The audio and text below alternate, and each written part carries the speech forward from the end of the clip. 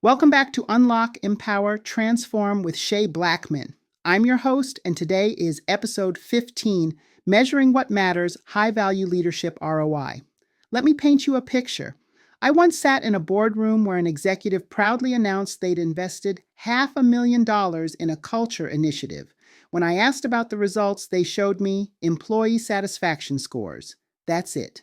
$500,000 for a number on a survey. Meanwhile, their turnover was still bleeding talent and their innovation pipeline was drier than week-old toast. Today, we're fixing that. I'm showing you exactly how to measure cultural transformation in ways that make CFOs smile and CEOs take notice. Plus, I'll give you a preview of the game-changing measurement tools in my high-value leadership intensive that turn fuzzy culture metrics into hard business results. Here's what drives me crazy about traditional culture metrics. They measure activities, not outcomes. You know what I'm talking about. Number of training hours completed, engagement survey participation rates, how many pizza parties you threw. For example, while working in manufacturing, I remember a detailed engagement scorecard that measured an extensive list of things to complete, and guess what was the result?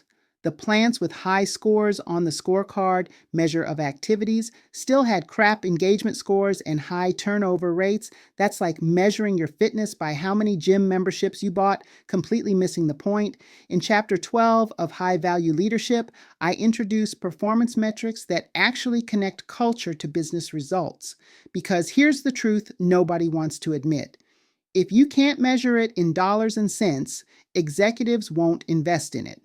Let me share what happened when I implemented real measurement systems at that automotive company.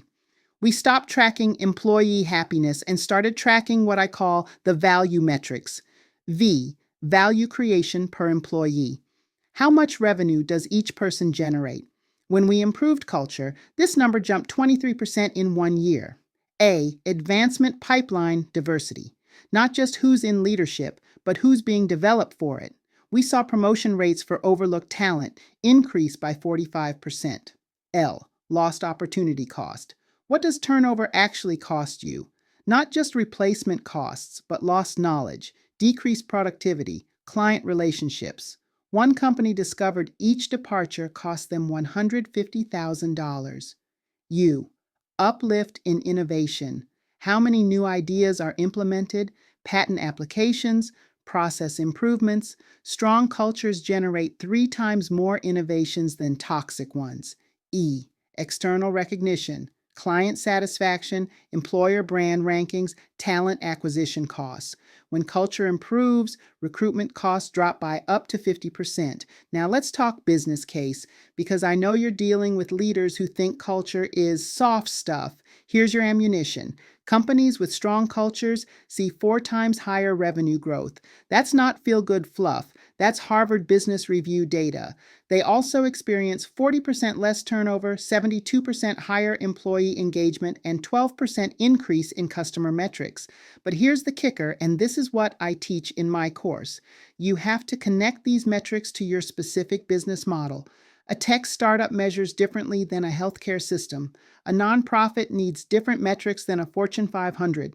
In my high-value leadership intensive, I provide customized measurement dashboards for different industries.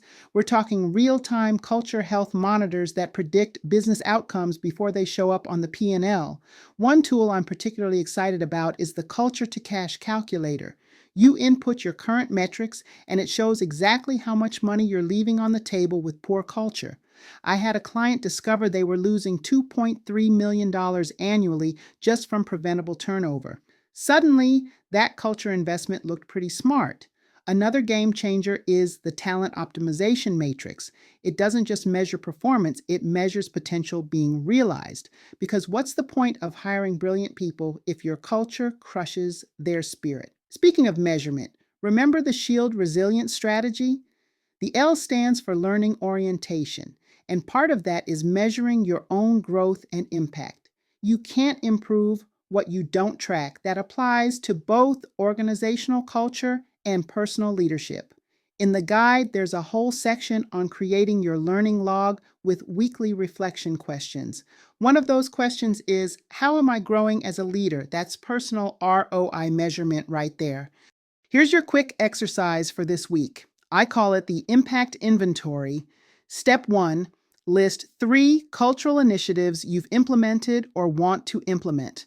Step 2, for each one, identify one hard metric it should impact, not employee happiness. Think revenue, retention, productivity, innovation. Step 3, create a simple before and after tracking system. Nothing fancy, a spreadsheet works fine. Step 4, check these metrics monthly. Look for trends, not just numbers. Here's the magic. When you start connecting culture to business metrics, two things happen. First, you get the resources you need because executives see the ROI. Second, you stop wasting time on initiatives that feel good but don't actually work. Let me tell you about a moment that changed how I think about measurement.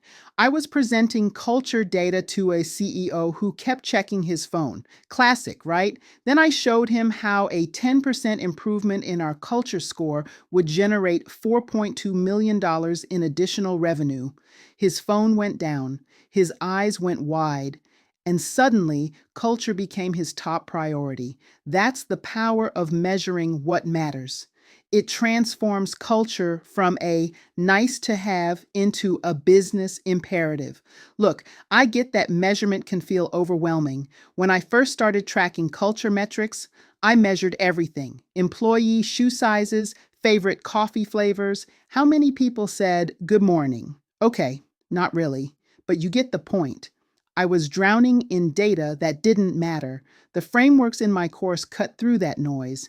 You'll learn exactly which metrics predict business success for your specific situation. No more measuring for measurement's sake. Here's your homework. Download the Shield Resilience Strategy Guide if you haven't already. Pay special attention to the Learning Log section. Start tracking your own leadership impact using those weekly reflection questions, because organizational transformation starts with personal transformation. Your action items: 1. Complete the impact inventory exercise this week. 2. Identify one culture metric that connects to revenue in your organization. 3. Start tracking it for 30 days. Drop a comment and tell me, what culture initiative have you implemented that nobody could measure? Let's figure out how to prove its value together.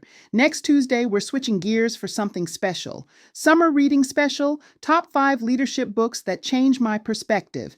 Perfect timing for your vacation reading list. Until then, keep unlocking your potential, empowering others, and transforming your world with metrics that matter.